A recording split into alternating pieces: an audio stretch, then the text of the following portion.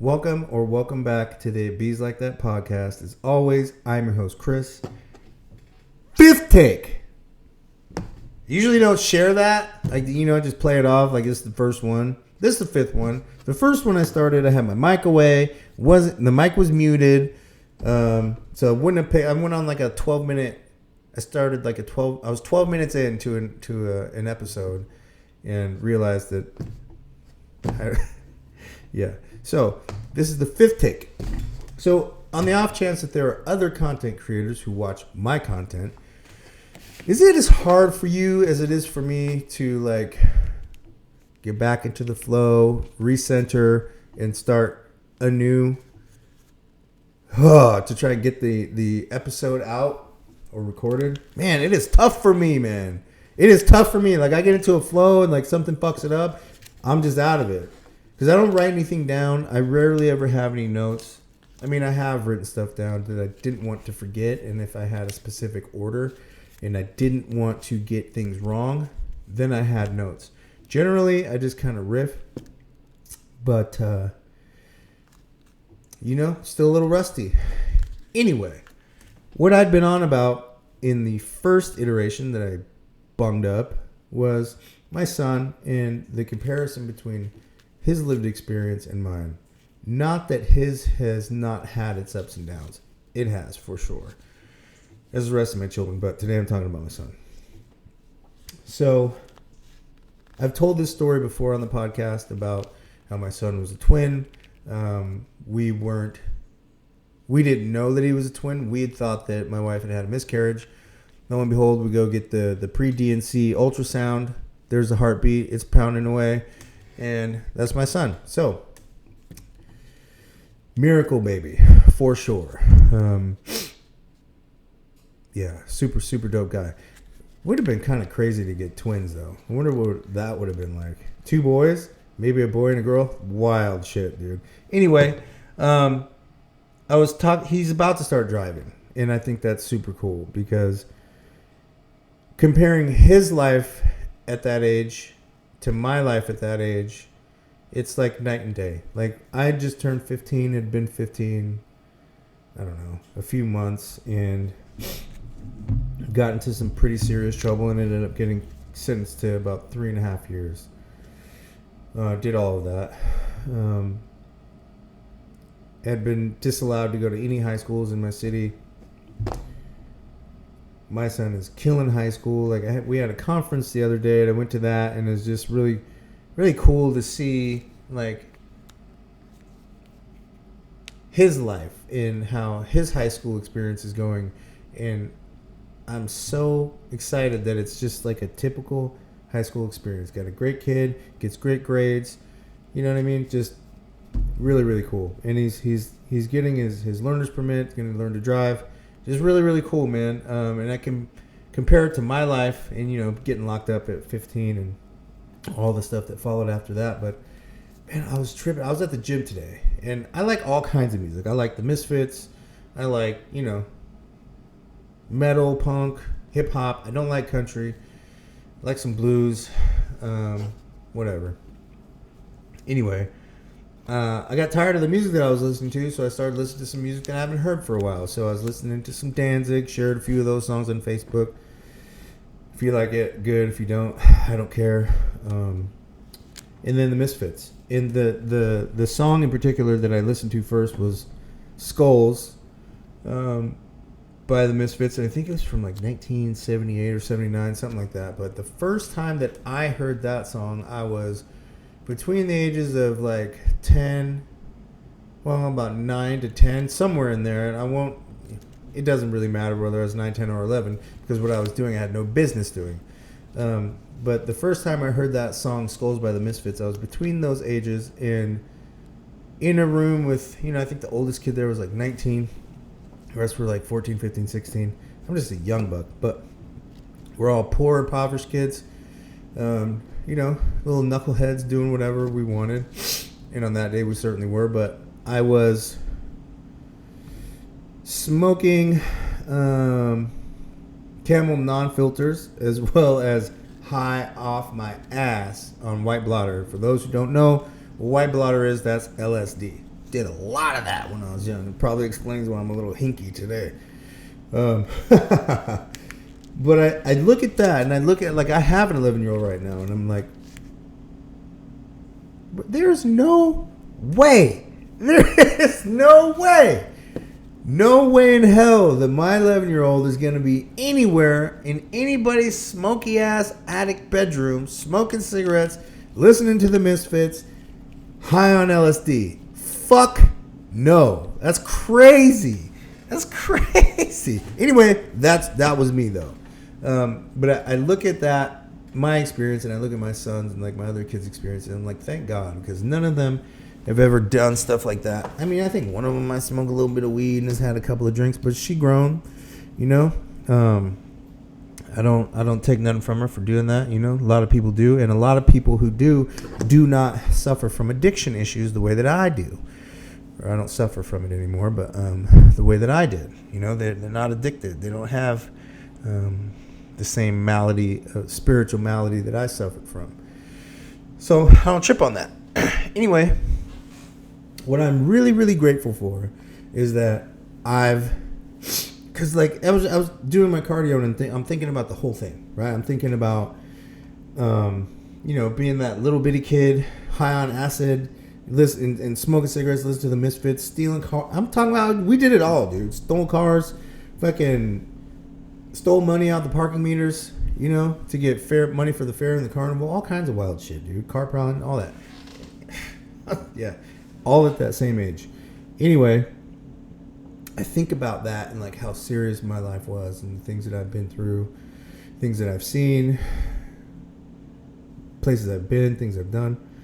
I look at that and all before or by the time I was my son's age, and I just look at it and I'm like, damn, okay, I know that this kid has had some pretty significant instability, and he's seen me not at my best, you know, pretty much seen me at my worst, some wild shit. But through all of that, I'm so grateful that I've been able to find a recovery program that works, find a career and a trajectory professionally that I think is going to really support, you know, my family and my life moving forward and, you know, to retirement and stuff like that. I got a lot of big plans, but realistic plans.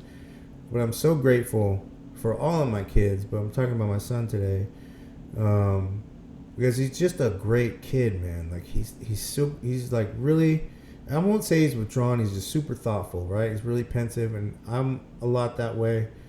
I talk a lot more than he does. And I'm sure that like he has the gamut of emotions and stuff, right? But he, unlike me at that age, wasn't explosively reactive and angry and violent.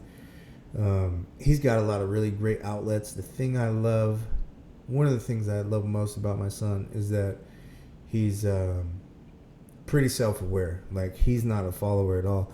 He likes what he likes, and he don't give a damn if you like it. You know, if you do like it, if y'all got that in common, then cool, y'all can be cool. But you know, he's a lot like me in that way. Like, he doesn't have, you know, he's selective and protective of his energy, and I appreciate that in a person, and I think that will pay dividends for him later on in life. But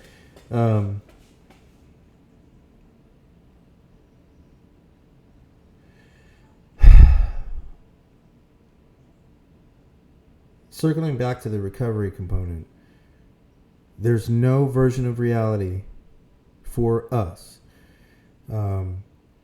that doesn't include recovery from substances and just like the malady of that kind of lifestyle. If we want to be happy and grateful and healthy and healing and moving forward. If it doesn't include recovery, we won't have any of those things. And that's one of the reasons why I'm just supremely grateful for recovery. And I get it, right? Like, I brought that up to say that I get it. Like, I needed a certain amount of support in my recovery that was helpful for me. Other people are going to need different and more specific amounts of support. You really got to kind of tailor it to yourself. My approach to recovery when I'm either in my professional role, operating in a professional capacity, or otherwise just being of service to the addict who still suffers or just people is, I'll put it like this. When I got clean, it was very important to me that I build a foundation of recovery based on agency and self-determination and self-reflection. That was important to me because I knew, just based on experience, I knew that I could get pretty far with the kind of support that I say borders on like enabling, right? And kind of sets up a barrier to developing the things that I said that I needed to be included in my foundation. So what do I mean? You can probably guess, but my approach to recovery in that foundation that I think is probably important for many people, most people anyway, is I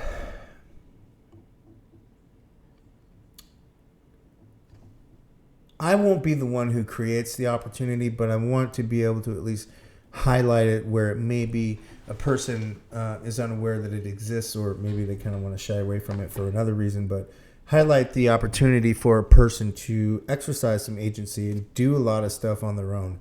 That is the only way. Because listen, recovery-based support, like the 12 steps of the programs of AA that helped me get clean, or that got me clean, and that whole community,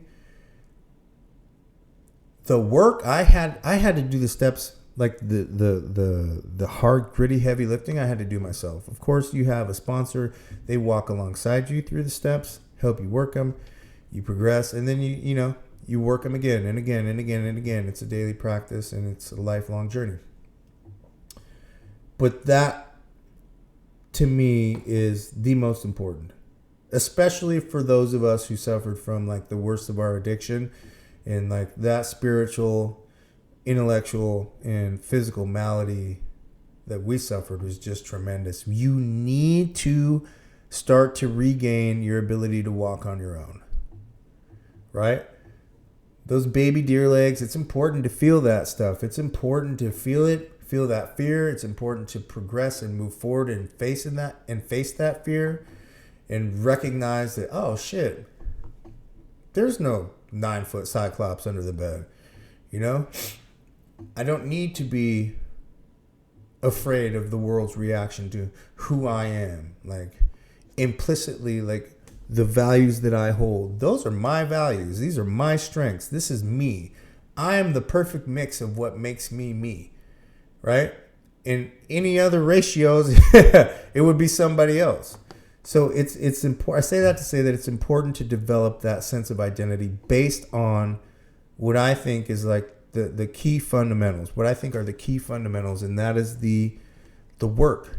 You have to put in the work. Where I think like the most support is necessary is like getting, like, the biggest hurdle for a lot of people is getting over that initial hump of like letting go of your solution, whichever one it is. It could be booze, heroin, fentanyl, whatever. That initial hump, like that initial process of like setting that down is crazy, because like you're setting down a part of you. That's what your brain is telling you. You're setting down a part of you, and it's screaming at you, do not leave me. I'll be alone. You'll be alone. You'll be dead. You're not going to make it without me. It's going to be too much. The pain's too much. It's going to hurt. They're going to hurt you. Right? Everybody else is dangerous but me. I'm the solution. I'm the one that takes the pain away. Facing that. Yeah, I got the homies with me. I got my sponsor. I got my support network. I got all that stuff. They can't feel. They felt it in their own experiences, but they can't feel mine. My experience is unique to me. What happens in this brain and what happens in this heart is unique to me. They will never feel the feelings that I feel here. If you similar ones, we you know, for the ease of conversation and for efficiency's sake, we call them the same things. And I guess as a practical matter, they are, you know. But we interpret the world and experience it differently. Like it's all subjective and all sucks. But having gone through it, we are the support system because we understand. But you gotta walk that shit yourself. You have to. That's the only way. I can walk you right up to the cliff. You gotta jump. I'm not jumping. You gotta jump. I'm not jumping. I'll be, you know, do all the other shit, man. I'll walk with you. But anyway, my overall point is like the work. It's gotta come from you. It has to come from you. Because I know, I've witnessed it. I've seen what enabling does to people. It cripples them. It takes every bit of confidence and empowerment and agency from a person. It does. We have to be able to navigate this shit, even with help. Even if it's someone, you know, you have someone, you know, daily helping you organize your schedule, that kind of stuff. Cool. I got no problem with that. But look, homie, you got to get on the bus. You got to get over there. You need to pick up that phone call or pick up that phone, and you need to make those calls. You need to set that appointment, and you need to get to that appointment on time. If that means I give you a ride to the bus or it means I give you a ride to the appointment itself, cool. Let's thug it out. We're going to work it out. But I need you up, moving, and willing. No excuses. This is like, and that's the other thing that I think is really important. Like for me, I took like a warrior's approach to my first 90 days. I'm not making any excuses. I'm not giving any wiggle room. I had a chip on my shoulder, I'll be honest. Because I was also at the beginning of my experience with the child welfare system. So I had a chip on my shoulder. You know, I had, you know, some stuff to prove, and I had a goal. So my approach was a no nonsense, no excuses made approach. Like I've shared many times before, I got my first 30 days sobriety alone in the Econo Lodge in Everett. Thank God that I got that shelter. That I'm talking about the support that I needed. That form of support from the Everett Police Department and the Salvation Army and Evergreen Recovery Services. I was able to get my first 30 days of recovery or of sobriety. I don't know if I call it recovery the first 30 days. I think that's, you know, it's like, anyway, that's semantics. He's putting it here. Anyway, got it there. And what I needed was exactly what was provided. I needed shelter, I needed stability, and I needed some serenity, right? And I got all three of those things at the Econo Lodge in Everett when I got clean. I had, and I'm a firm believer in structure because I'm an addict. Anything I can get away with, especially if I'm like not fully into recovery, if I'm not bought into that yet, any little thing I can get away with, I'm getting away with. So I need that structure. I need clear boundaries. I need the outlines. I need the guardrails, especially in early recovery. So I had to keep my hotel room clean. Sure, they would send maid services over, but I'm like, to myself, part of the agreement was like, keep this room picked up. And what I think they meant is just like my stuff put away and garbage off the floor. But you know what I did? I took it a step further. From day one, I took all of my laundry every day, towels and everything, and bedding once a week to the laundry services place, to the housekeeping staff. I did that. I emptied my own garbage. They even let me use the vacuum a couple of times, but they said I could keep a broom in my room, so I just swept it, thugged it out. That's how we used to do it when we were broke. We didn't have a vacuum growing up. Not at my dad's house anyway. Not one that worked reliably anyway. Usually it was just used to hold the door open. But I did those things, man. I needed that structure. I needed that routine. That was something that I got to do something with my hands and my mind. I got to be occupied. But I would get up and go have the continental breakfast with Suck.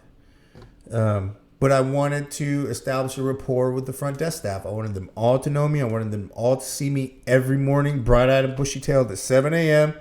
with no gunk in my eyes, not smelling like booze, you know, put together, showered, shaved, and clean, ready to go. And I was always polite and respectful. That is how I set, and I said this before, set a daily standard for which I live my life that is so incredibly high that everything else,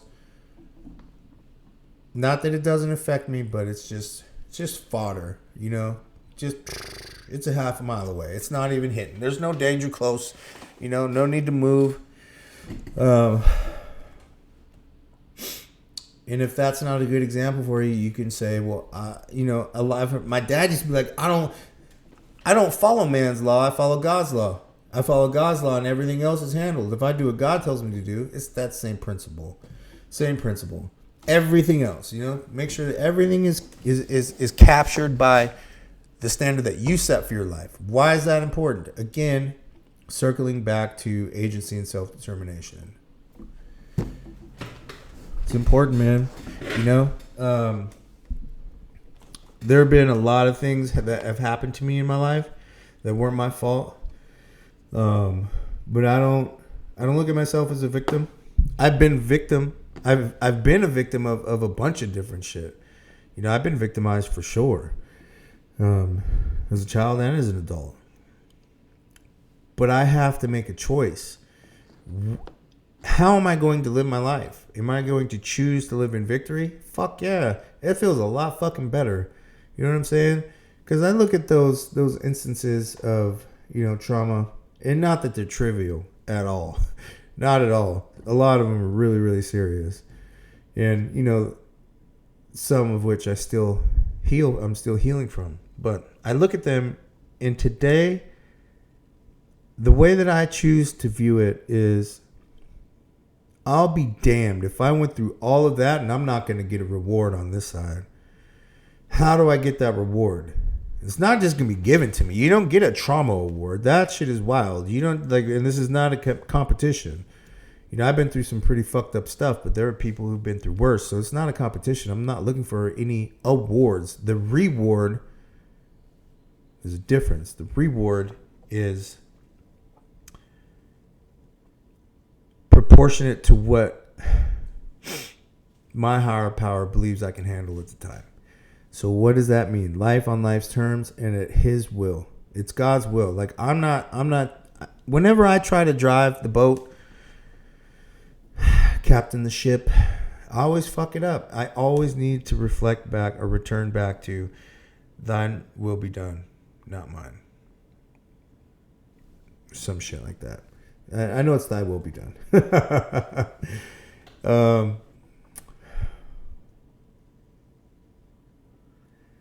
Man, and I don't know. I trip out a lot on shit. And I talked about this in the last episode. And I said, I'm not saying I'm about to do anything to anybody. So stop clutching your pearls and getting all worried. But this is something I was talking to my son about the other day too. I was like, man, I'm so glad to see, because him and I are a lot alike at that age. And what I realized talking to him is that I was him, but unlike him, I gave in to the pressure in the environment around me to become and act and be something that I didn't feel.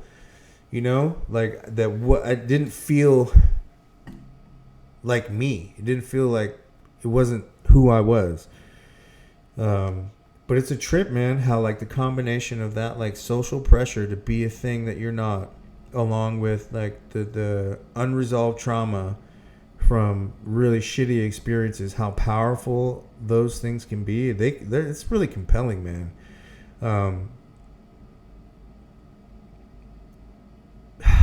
Because like I say, unlike my son, I let those things turn me into just like a really explosively reactive person. And I thought that I needed to be the loudest and like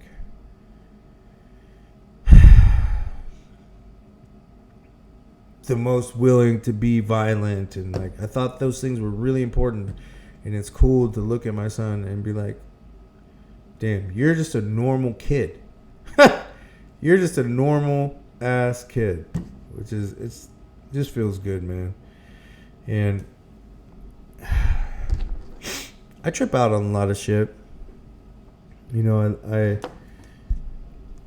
for a long time felt pretty largely misunderstood, and I'm sure that probably still happens.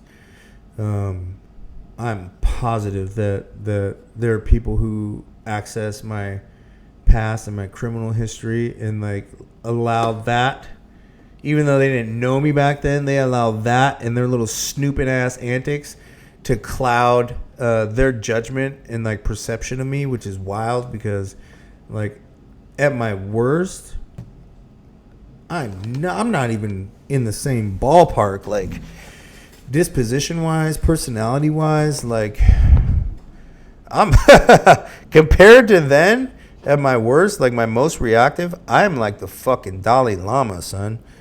I'm a fucking super laid back guy. Super laid back guy. And the only reason I got to be this way, well, a bunch of reasons, but God, I mean, getting older, you know, you age out of a lot of that stuff, like that impulsivity and like that fire kind of like doesn't burn as hot. But you have to go through some shit.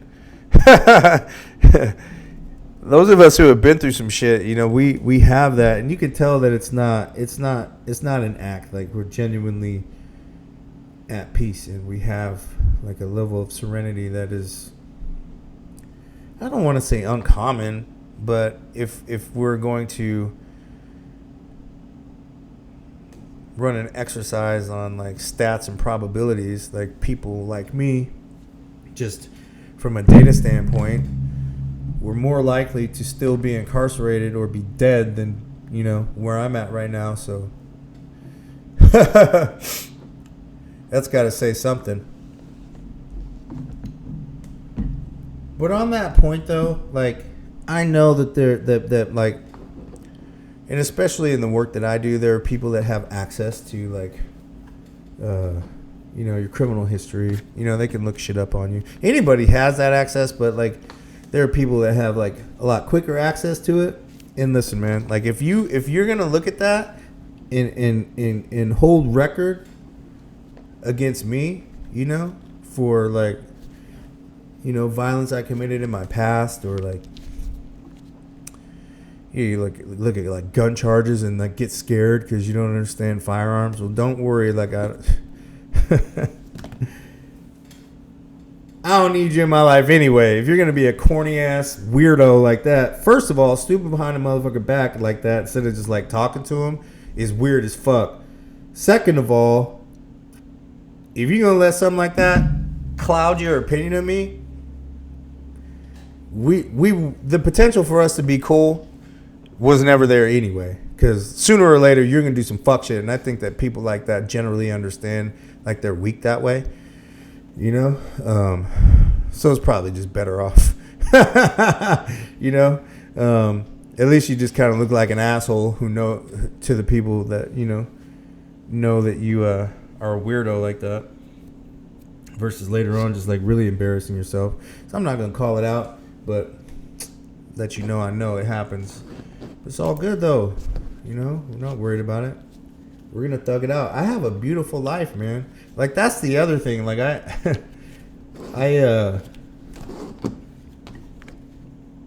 there was a point where I really struggled with feeling like I had to defend, you know,